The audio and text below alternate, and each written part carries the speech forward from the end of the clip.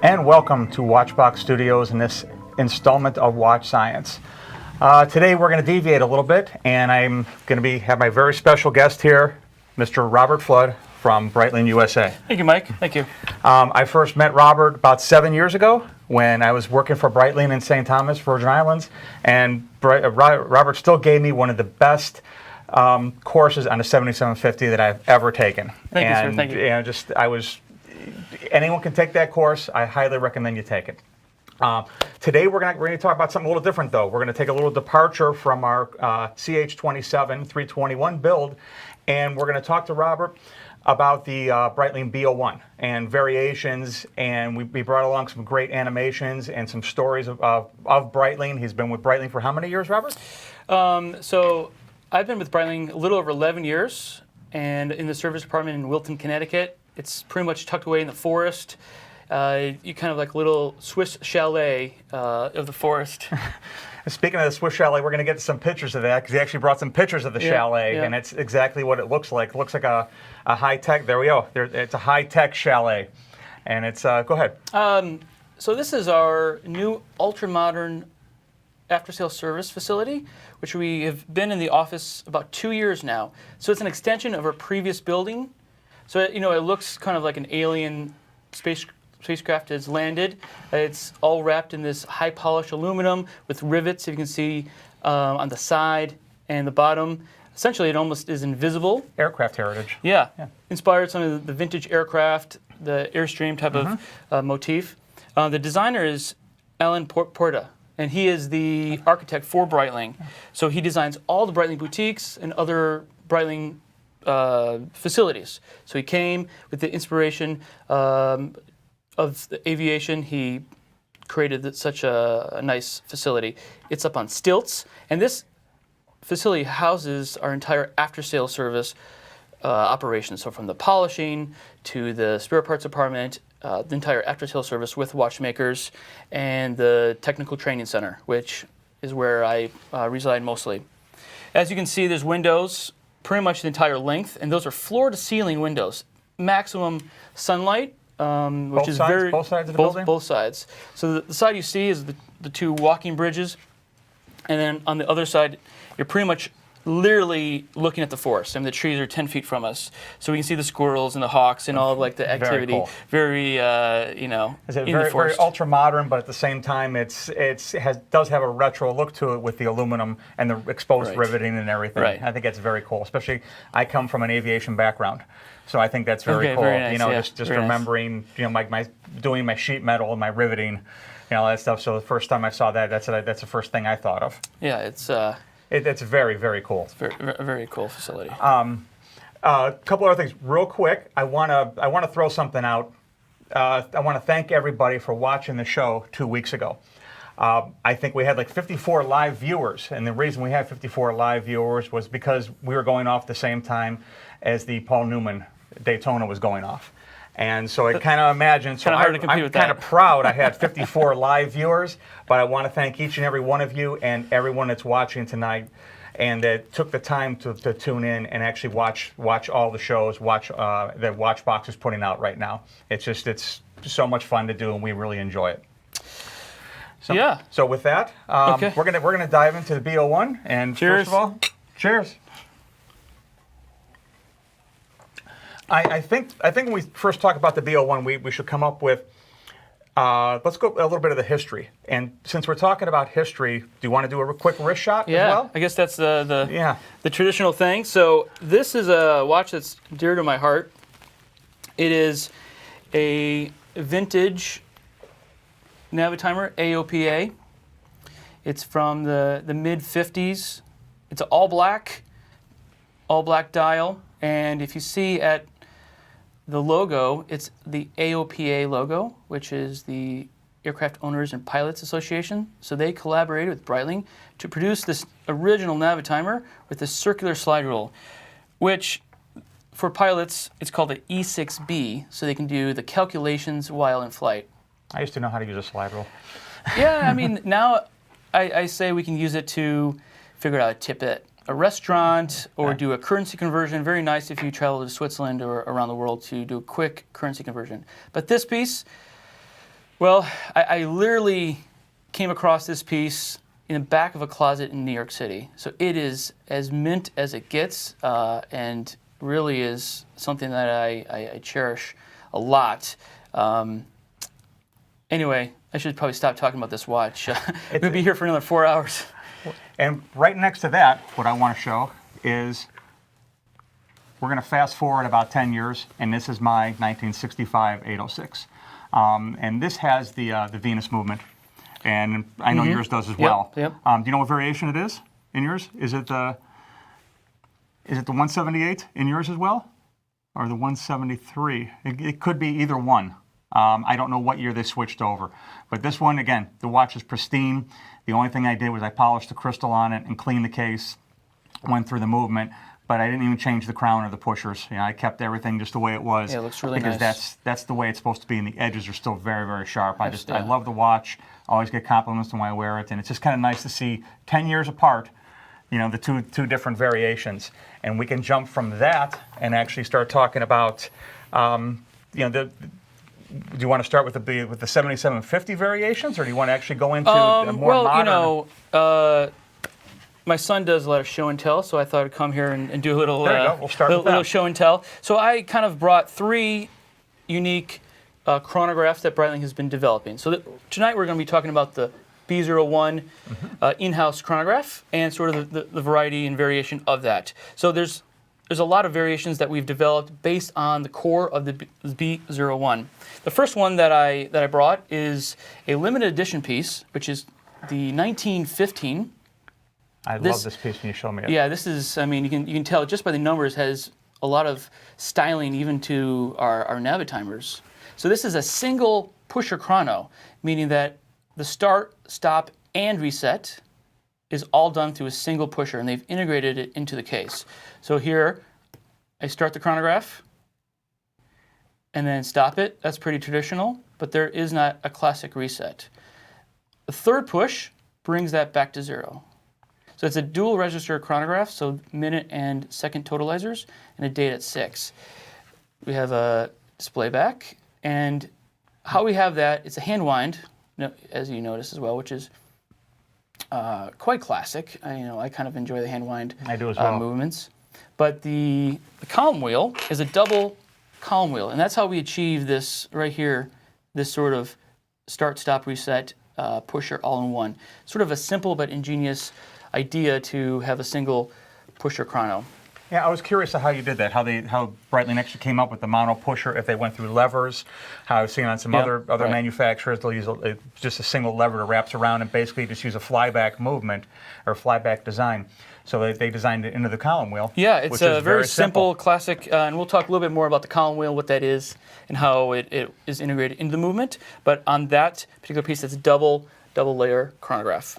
Very cool, very, very cool. Take a peek at number 2, and this is our B05, and this is our world timepiece. So this particular piece has the world motif, yes. You also have a 24-hour ring that goes around the dial, and you have the AM and PM, the black and white. And then continuing out, the city disc, giving you 24 cities for all the major time zones around the world. Now, if you notice, there's a little sun after some of them, like New York and sun. That will give you the daylight savings. So we just did the fallback, so it's really dark outside. But you would have this for the summer and New York being the time zone in the winter.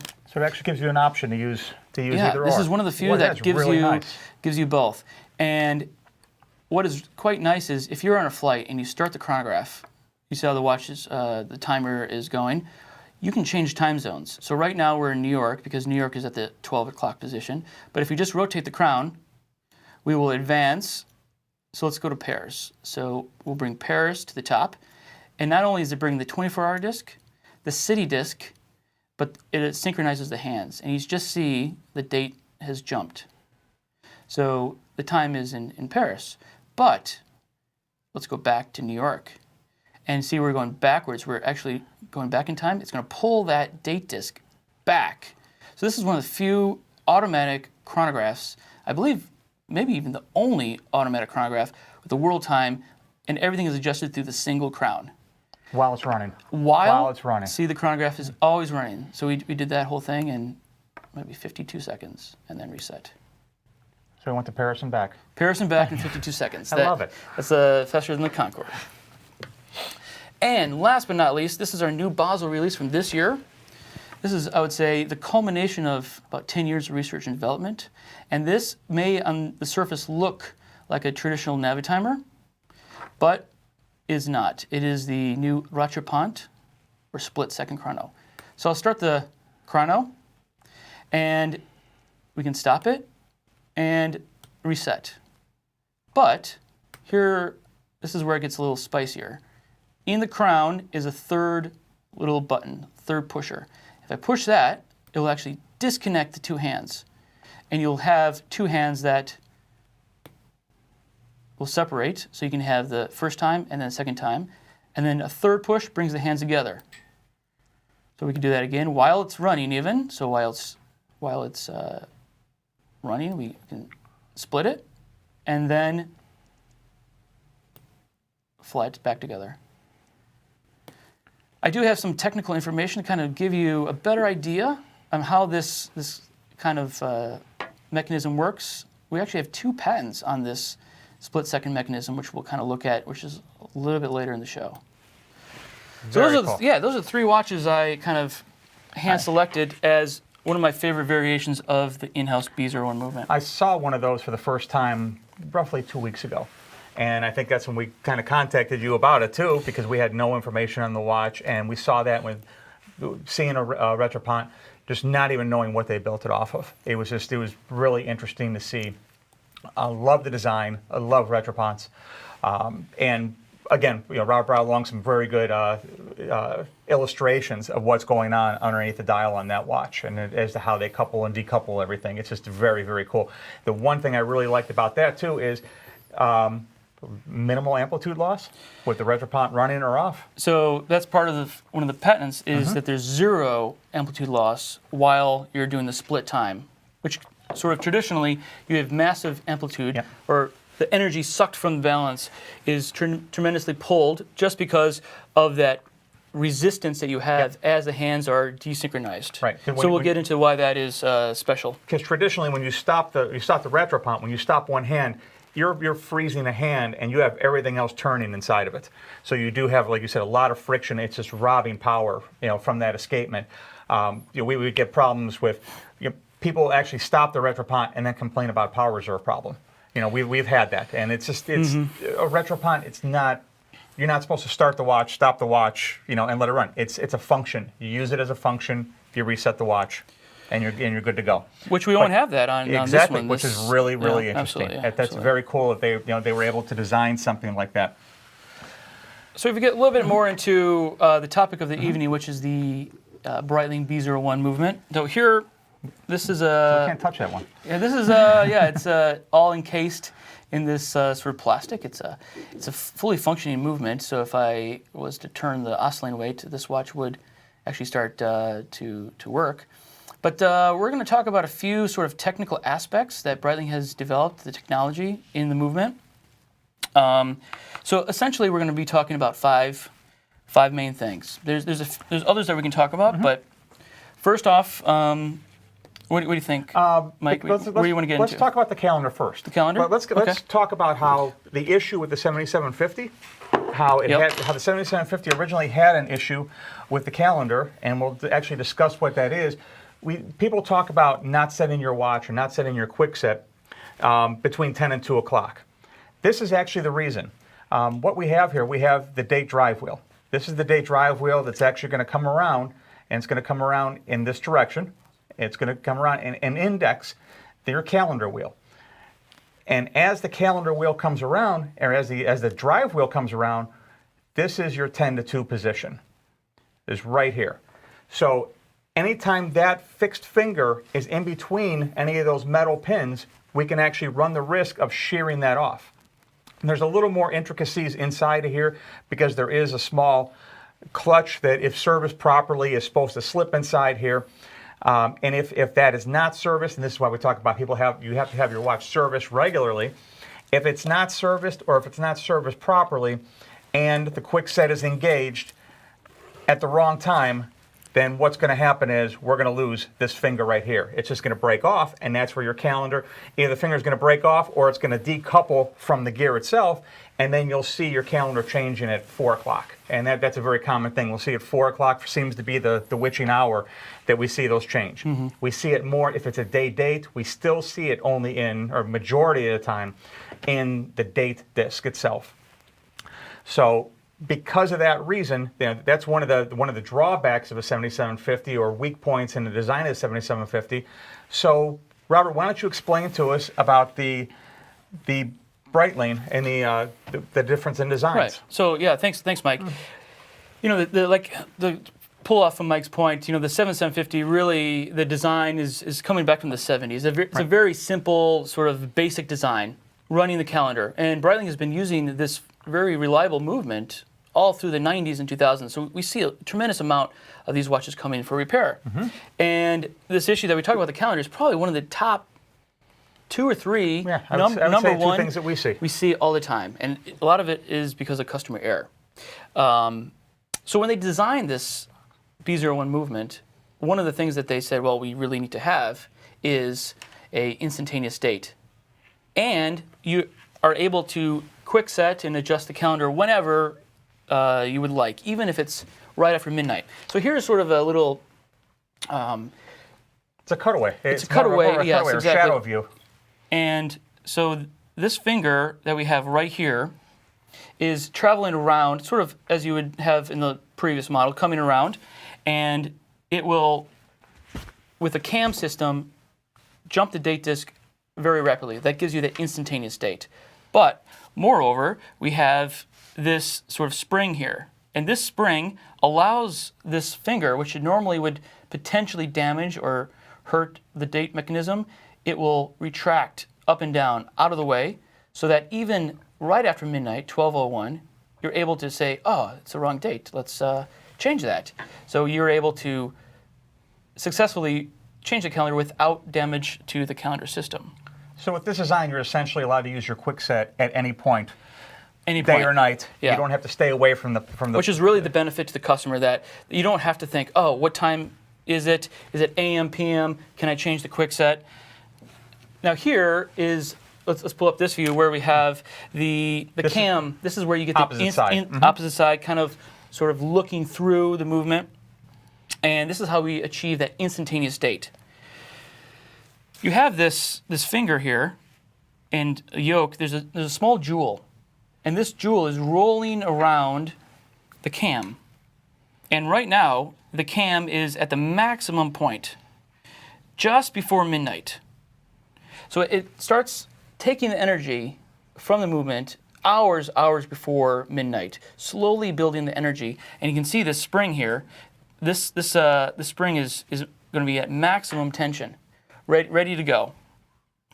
It's going to fall off the cliff right here and go from here down to this lowest point, which will essentially flick that finger on the dial side and advance the date disk, giving you that instantaneous date. Very nice. What I like about that the most is it's a gradual preload. Yes. It's a gradual preload of the calendar components. which is followed by a very positive snap. Yes. So you have that instantaneous date at midnight, plus you're able to do the quick set at any time. It's the sort of the perfect storm for a calendar. Beautiful. We talk about the calendar and what they did to correct. I can't say really correct the problem because the 7750 has been around for so long, but correct a weakness in a movement. So they've corrected that. So what else? Let's talk about. They went to a column wheel. Mm-hmm. Let's talk about the positive sides of the column wheel. Everybody knows how much I love a column wheel chronograph just by the feel, by the positiveness of it and everything. So why don't you explain about that, the differences in that and just why they decided to go with it. Yeah, so a column wheel, I think if you're a watch connoisseur and you know about watches, you think, well, column wheel, it is synonymous with... Yeah, something like that. With a high-end chronograph. So essentially you have a wheel that has columns. I mean, it's not that complicated of a terminology. Mm-hmm. And this wheel will turn, essentially allowing all the levers to go in or out of the columns. So when it's in or out, it's blocked. So this very sort of complex but simple design allows the chronograph to engage and disengage. So here is the actual component in a 01 of the column wheel. If we can get a nice take shot of that. So you're seeing this wheel, and there's columns. That's the finger standing up. The gear you see on the bottom is actually what engages. And is this a pull system or a push system? It's a push system, okay, which is a little different than normal classic chronographs. And the version that you would have in other watches is called a cam. So let's just take a look at like the 7750 cam. And if we go back to the video, there we are. This is the cam that we talk about with the 77. Oh, clear that out a second. This is the cam right here, the whole mechanism. And what that cam does is the cam does not rotate, but it's either on or off. It's a snap back and forth. It's actuated right here. This is our operating lever right here.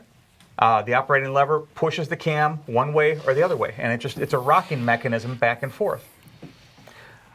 It's a very simple system. You have essentially this 3-layer component. It just is functional. It does the job. Right.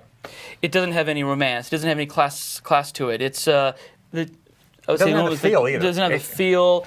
The benefits of the column wheel is it's a sharp, crisp engagement, and it's more precise with how all the levers start and stop. Absolutely, and this is a multi-purpose cam here, where as you said, you have the multiple levers. The top lever you see on here, right here, this is the hammer. Right here, that's engaged right here, and it pushes the hammer or it lifts the hammer, which actually is used to reset your chronograph. And this is your reset right here on the heart. So we have a reset here and we have a reset here. This is our chrono wheel. This is our minute recorder. So it either pushes it against it by help of spring tension, a very hard spring that comes across the backside here, or it raises it away, allowing the chronograph to operate. At the same time, you have this little tab right here. This tab that's built in right here actually engages this operating lever arm. And Robert, why don't you explain what's going on right here? Okay, so whenever you are engaging the chronograph, so the watch is running, keeping time, and you need to, sort of like a transmission in a car, the connection needs to be made.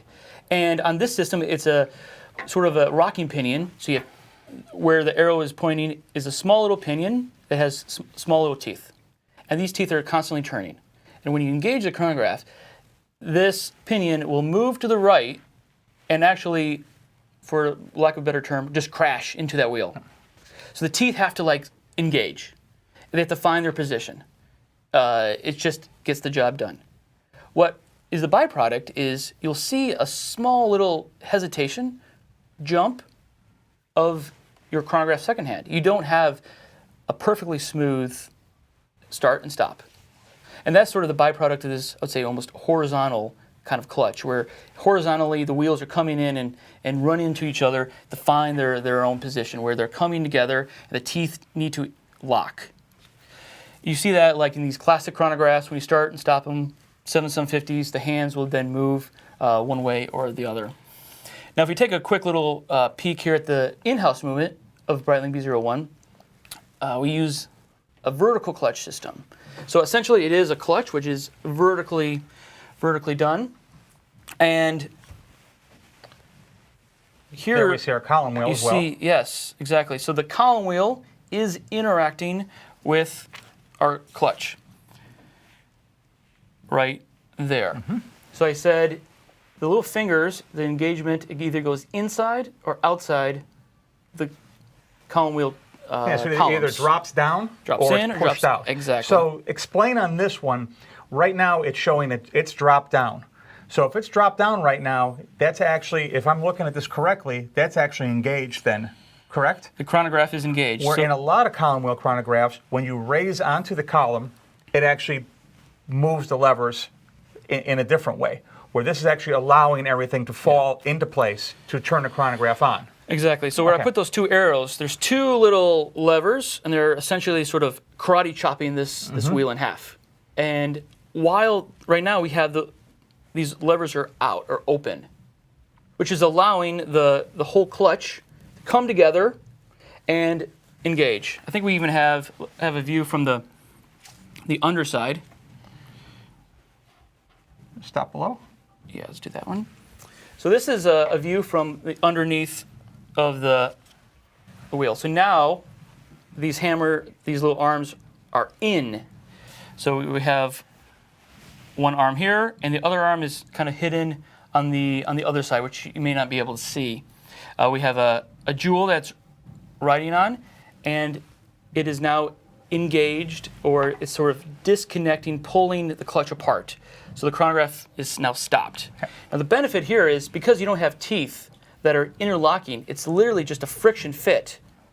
Every time you start, stop, or start again, the chrono hand will start Automatically smoothly. starts tracking. Yeah, it starts tracking. There's not the jump, the hesitation that you would see in a horizontal type of configuration. We're not reliant on gears to actually find their mesh and actually seat themselves. Exactly. Where it's a clutch, it just engages, it just releases everything, and it allows itself to couple together. Now, again, not knowing this movement, so I'm going to ask you questions on this that I hope you can help explain to everybody. If I'm looking at this right, and from what I understand about vertical clutches, these little tabs right here are the spring tension? Yep, those three little tabs are the spring tension to lift this sort of pie pan-ish plate underneath to engage with that upper wheel.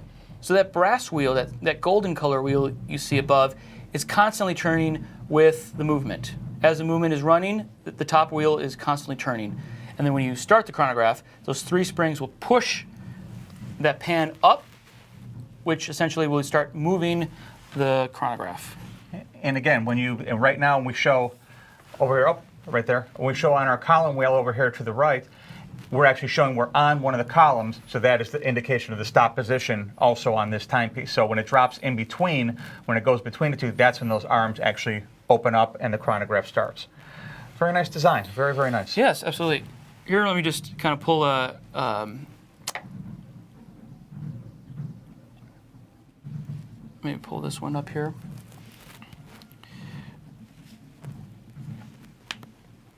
And we're showing right there, we're in a run position right there, which shows them actually pulled apart. I think there was another one, wasn't there? Didn't we have another start below? Where it actually shows them separated, where it shows... So yeah, so it that's shows the exactly column wheel right there. Here we go. So this is now the chronograph has been engaged to start. That finger where we put the circle is now into the column wheel, and those fingers, those arms that would sort of karate chop the wheel, are now pulled out, and this pan is now moved up, so the chronograph will start. Very operating. nice. Yeah, you could see the clearance right in here, and you can't really see the one in the back side. Now this pinion up here, this is the fourth wheel pinion. Is this driving off the fourth wheel, as chronographs Yes. historically do, for the one rotation a minute? And now, are there other variations of this as far as 30-second chronographs? And We is that we just- do actually in the Breitling for Bentley collection. There is a Breitling for Bentley that has a 30-second chrono, and the way we can achieve this 30-second chrono is essentially the gearing ratio between this little pinion and your chronograph wheel. We enlarge the pinion and shrink the chrono wheel, course. so that will then speed up the wheel twice the speed. So it's 1 revolution every 30 seconds. And it will also speed up the totalizers, the minute and the hour totalizer. Very simple way to do it, too. Yeah. You change 2 wheels and you change exactly what it very is. So system. it makes it, yeah, it was a nice way to actually design the movement to make it easy to come up with different different functions for the timepiece. That's really great. You know, again, I don't know about the B01. That's why I'm really glad I have you here to just kind of educate me on the whole thing. I have very limited experience on it, just what I've seen from you know, a service end, which is not a lot of service per se. Let's talk about something else. And I want to go back real quick to on the 7750 because I know I saw it here. And right here, we talked about it briefly. We talked about the hammers. On the 7750, we have this hammer right here. And we have a pivot in the hammer. And there's no adjustment on this whatsoever. So we're allowed, this hammer will actually come down and slam. On other chronographs, we have other issues with centering of the minute recorder, where when you start the chronograph, you may see a minute recorder jump a little bit. What did they do in the B01 differently? Well, again, on the 7750, you still have adjustments on the minute jumper. So after you reset the chronograph, you still have to adjust the jumper so that it you don't get that little pulsation right. when you start the your chrono. chronograph, the minute recording wheel does not move. Now, Breitling is designed, it's a patented system that there's no adjustments. There's no adjustments in this watch for the chronograph. Traditional chronographs, you either file a hammer right. or you will adjust the eccentrics. Yeah. But on this, we have no adjustments needed. And here we have This is a component, okay. this is the patented hammer, which has 3 pivoting points, 1, 2, and 3. It's such a simple system. Between these 3 pivoting points, it doesn't matter which position these hearts are, the minute and the seconds. They will always reset to the exact same position. So if we take that and now we go for the full reset here, we can see that the hammer is now completely reset, and the hearts have been pushed back to the original position. And if we know that the hammer and the heart will always be in the same position, we can have a minute jumper spring that doesn't need to be adjusted. It is fixed. So if I'm looking at this correctly, it's not a definite stop in the 2 components, to where it's actually relying on the hearts itself for the stop instead of the hammer itself. Traditionally, the hammer would stop on one fixed pin, and then you have to adjust the other one. Then, exactly. So compensate. And on this one, because of how it looks like we're floating in the middle, it kind of finds its balance. It stops when it hits both. It just automatically goes as far as it can and stops. Is that correct? Yeah, I mean, essentially, it's like that.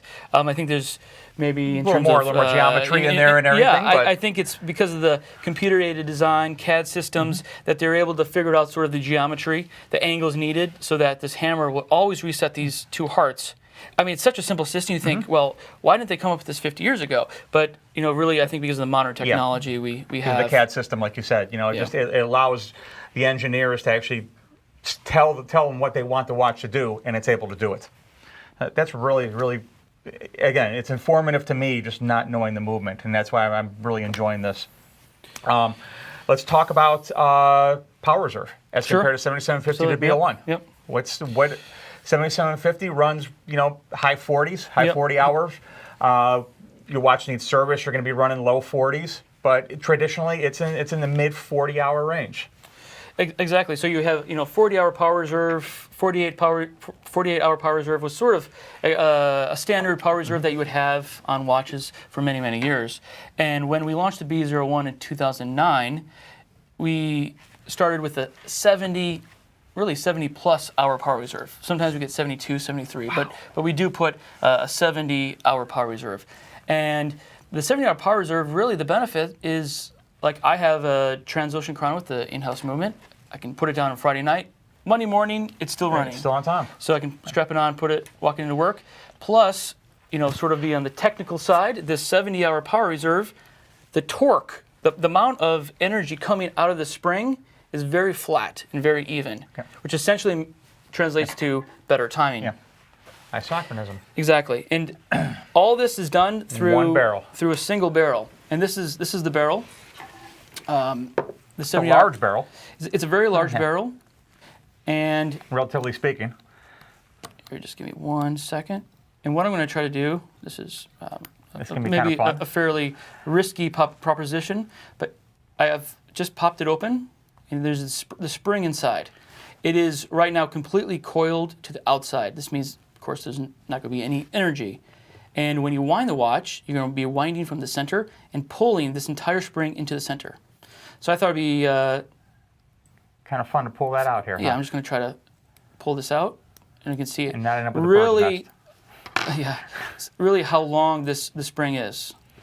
We're going to kind of pull this shot back. Just a Again, I'm touch. surprised that you're getting 70 hours power reserve out of On a single out of barrel. a single barrel. That's just absolutely amazing. One thing I noticed on this too, before you even pulled it off, is the 7750 runs its hour recorder off the barrel. Yes, and How this did is it B01? This is all an integrated chronograph. So the entire chronograph is all interlinked. So here we have the mainspring, and really it's quite long. It's a long mainspring. Really stretching out to That is a the end. really This is long extremely mainspring. long. Here, let me just to give you an idea. You know, That's a long mainspring. So we're in there. so it's slightly thinner than you would have on a 7750, but it's a little longer. So that gives you a longer power reserve, sort of in the same space. And again, this is an automatic, so it does not have a hooked. It doesn't have a hooked Right. mainspring in the manual wind version, like the mono pusher. It's going to have a hooked mainspring. So what Michael's talking about is this. This is our bridle that we this talked bridle about. in the back, double piece, so it can slip along the inside of the barrel wall, giving you an automatic. That's how you can't overwind an automatic. Right. It'll continuously slip inside the barrel. And on this 1915 that I brought in, it is a hand wind chrono. So it is a different mainspring. It is a traditional hand wind. So when you're fully wound, it will stop, kind of like our classic Navitimers Okay. that we're wearing now. One of the things we're starting to see in some of the hand wind, did Breitling incorporate a clutch in the crown on this? Have you seen that yet? A lot of newer manual wind watches, they actually have a clutch when you get to a full wind. And the first time you wind one, you actually think you broke something. You think you have a broke really? winding Okay. pinion. But if you get up there and all of a sudden, it's so you don't overwind the watches. Right. So they've done tests. We've done tests that you literally cannot break the mainspring on That's this. great. A lot of it has to do with the size of the crown. Size of the crown, but with the design of the gearing ratio, it really is impossible to break it at this point. That's wonderful. Like I said, somebody asked a couple of weeks ago about hand wind chronographs. What I would recommend. The only other hand wind B01 that I've seen was in the Cosmonaut, I think. Is that the model? The 24-hour Cosmonaut? Exactly. We Yeah. do have the hand wind chrono for that. Yeah, and I think that's the only one that I remember seeing other than this. So I'm glad to see they're coming out with starting to feature more hand wind movements. It's more traditional. And so Back to automatics. well, yeah. So from the very start of a 70-hour power reserve, you do have the automatic oscillating weight. So this is the oscillating weight, which will turn. So it doesn't matter which rotation you move the watch, it's always going to go down towards gravity. And there's small little ball bearings in there to give that a really free and light motion. That thing will just keep going and going and going. And all this energy is then needed to be captured. And the way it's captured is with something called the reverser. Here we have the reverser. This is a small little transmission wheel. It's now you see That if is you can great. catch a little glint of red in there. There's a really nice jewels in there, huh? There's a really large jewel that encompasses the entire center, and that allows the slipping of the little pause inside as it winds in both directions. And actually, I do have a little split shot of that reverser. I don't know if we can pull that up. Let's see if that'll come up. Where see if I the can find that. reverser it's winding in both directions. So when you go clockwise or counterclockwise, it is catching. So the top here is it's a little stretched out for the video, but the top here is essentially that's just closed. Yeah, That's as it's installed into the watch. right. And then because it's an animation, we're able to remove the top, and here you can see the little clutch fingers. So this is catching and holding the energy when you turn in a clockwise direction. But now you go to the bottom side of it, so you flip it over because it's a dual type of system. You have the exact same thing where here you have, this is how you normally see it, but then with the animation, just to show you the inside, it is the ratcheting system below.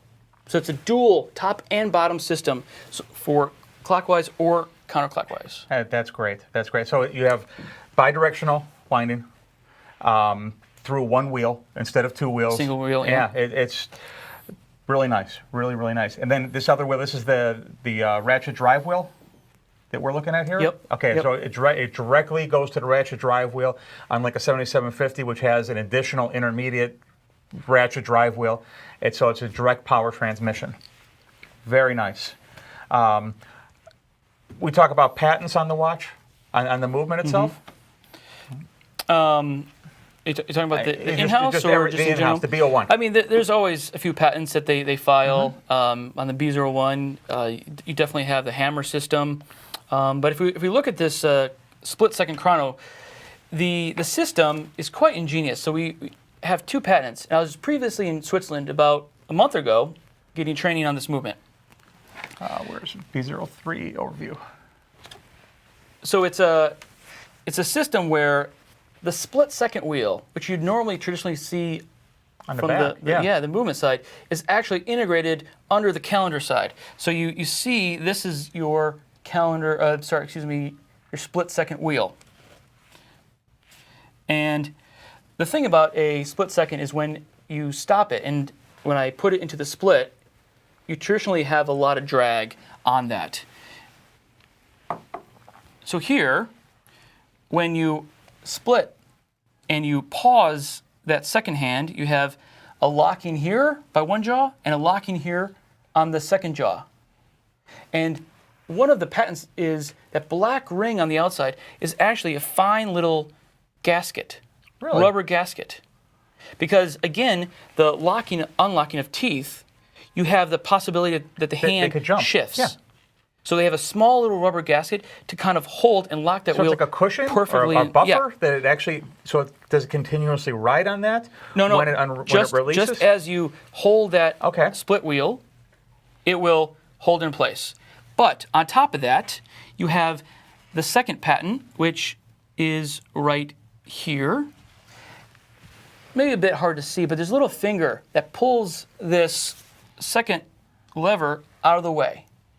Normally, this lever would be on the heart, but this finger here will push this out of the way to relieve all the resistance on the split second while it's running. Mm-hmm. And those are your two patents. Now, if you go to the second, where they actually come together. So now it's operating there. Exactly, we are resetting. So this will disengage, and then we'll come back, and this finger will now push against the heart and flip that hand back to where it started. So the two hands come together. Back into the heart. The split second has no idea where it is on the watch. Right. It's just an indication of where the hand is.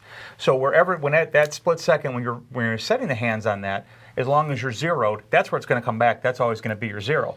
When it's running, it's not like traditional split seconds where that lever is riding on the heart, and then it just releases back into it. It actually pulled it away. It disconnects it, holds it off to the side. And so that's how they're getting away with no amplitude loss. That is. That's really great. And 2 patents on that wheel. So. Yeah. So this is just a new Basel release from this year. It's a very cool watch. If you try to get your hands on one of them, I don't know. Are they even in stores right now? They're starting to sort of trickle in. Okay. I had to really wrangle this one here tonight. Well, it's really, really is a cool watch. And to see the second column wheel, real quick, this is the second column wheel here. This is actually affixed to, this is the underside of is it the calendar bridge? that we're looking at right here? Essentially, yes. Yeah. This is The looking bottom side up of the underneath calendar the calendar bridge. Okay. So we actually have a second column wheel that turns the retropont on and off. Right. Second column wheel to engage and disengage the fingers. Multi-function though, instead of just being a single function on-off. Right. Which is really, really, really cool. Again, the B01 family, I know so little about it, but I have so much interest in it. Yes. Just because there was a need that it came up. Can you talk a little bit about that? Do you have a few minutes to discuss why they came up with the B01 or how long it's been? I mean, absolutely. So the Breitling B01 was launched originally in 2009. And when they launched it, they did a small series of about 5,000 movements. And it went initially into one of the most iconic classic watches that Breitling makes, which is the Chronomat 44. But maybe not everybody knows that initially, a couple years before, about 4 or 5 years before, Breitling set up a little company in Geneva. And this company was able to develop and talk to suppliers and manufacturers and able to make this movement without really raising any flags, letting you know, hey, Breitling is developing movements and such. So they were able to really kind of secretly, if you will, develop and produce the movement. And then at Basel 2009, really launched this product without anybody really knowing. And the initial launch was around 5,000 movements, but now we're somewhere in the 40 to 60,000 movement per year. So we're really in the top range of manufacturing capacity. Let me ask you about service real quick. Yes. Give me an average service time. For a Breitling train, working in the shop, working in a little space station that you have. How many movements? How many hours? Per just a standard, standard chronograph. No complications besides the chronograph. What is the time frame? How simple is it, or difficult is it to service? The design of the movement is very nice in terms of user friendliness. We talked about there's not really any adjustments to the chronograph. A lot of the screws are all the same. Okay. So that's nice. Very nice. Yes. One of the nice things of watches is when the screws are easy to find, but it is a very complex movement in terms of the number of parts. I mean, if you disassemble the entire movement, you're around about 120, 130 individual parts. Okay. So the time to put it together and test it and check all the functions is higher, longer than your normal, say, 7750, which is pretty much a more simpler system. Right. Let me, in that, is the B01, is it modular, whereas you can build up the base movement? Operate, test, have a running movement, and then put the chronograph on? Then obviously you could put the automatic on. It's modular because they make it without it. So it is, you can't run the movement without the chronograph? Well, I mean, the design of the movement, you can, as you're servicing it, you can build up the base movement to test it, and then the chronograph is integrated into the movement. It's not like just one section that will attach. It is indeed integrated into the movement, but it is sort of modular in design as it is a separate section. Okay. Along with the automatic, it is a separate section, which you can actually just bolt and unbolt with 2 screws, which is just a really nice system. 7750, if you want to get through something, you really have to go layer by layer, not just maybe like Lego pieces, be able to take off 1 or 2 Lego pieces to access different parts. What about, again, going back to service, changing a mainspring? Same thing. Is it relatively? Is it less? To get to a 7750 mainspring, you have to pretty much do a full teardown to get to that. Right. What about the B01? Well, if we need to change the spring, 3 screws, the entire chronograph will come out, and we can change that spring. That's really nice for service. That's a great thing. The design, and I believe they even talked to after-sales service about some of the things that they what a really, novelty. they would really like into servicing a movement. I'm interested in learning more about the movements. I love anything, any kind of improvements that people have made. It's always different ways to do the same thing. They've been making chronographs for hundreds of years. This is just a different design. It's a different way. I think Breitling was ahead of the game when they did this before ETA decided to pull the plug on people. So to be able to do that was really, really smart. I guess with that, I want to thank Robert for coming here. Thank you, Michael, for having me. It's a pleasure. Thank you for educating me on the 7750 as well as everybody else out there. And I want to thank everybody again for watching tonight. And I hope everybody just has a better appreciation for the B01 and what goes into it. And want to thank Robert for coming along. Appreciate it. And Cheers. Cheers. We're out.